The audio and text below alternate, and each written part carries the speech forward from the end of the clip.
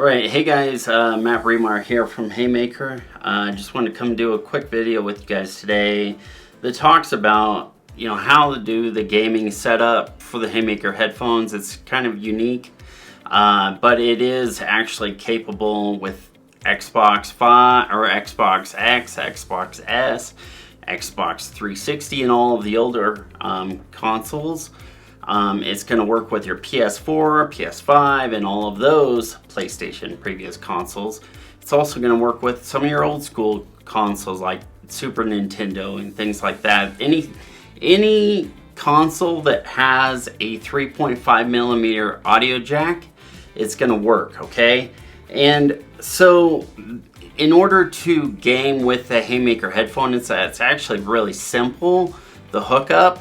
Okay, it has to be used with the supplied auxiliary cord that comes with the headphones, okay?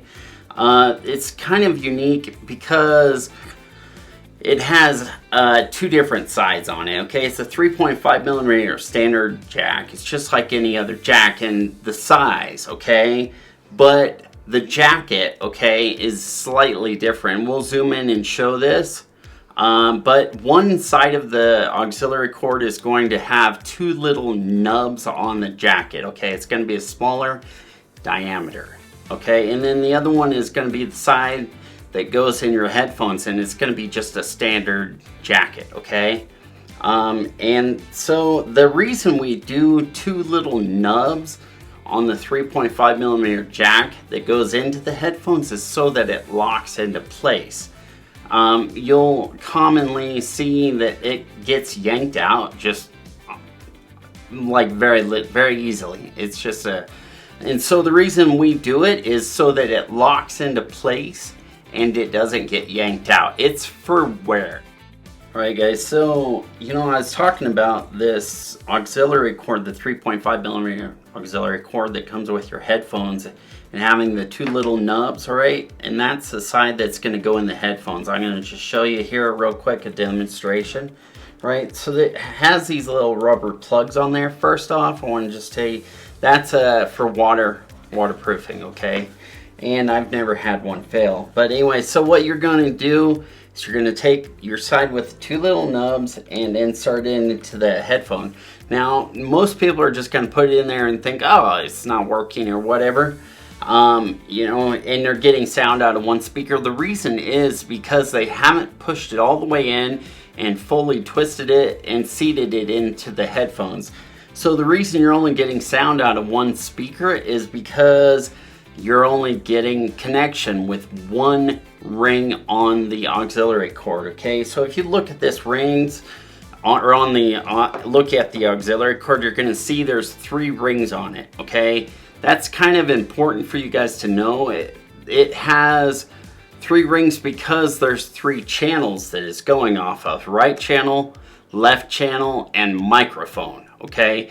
So if you're only getting sound out of one speaker, that should tell you that you're only making connection with one ring, okay? So to fix that, you need to take the headphones, push it in, and twist it a little bit to make sure it's fully seated, okay? Because now you're going to be getting sound and volume and everything out of your mic, and everything's going to be good. And also, you're going to see it doesn't yank out. You see how it's holding in there really good? That's because it's fully seated and locked into place, okay?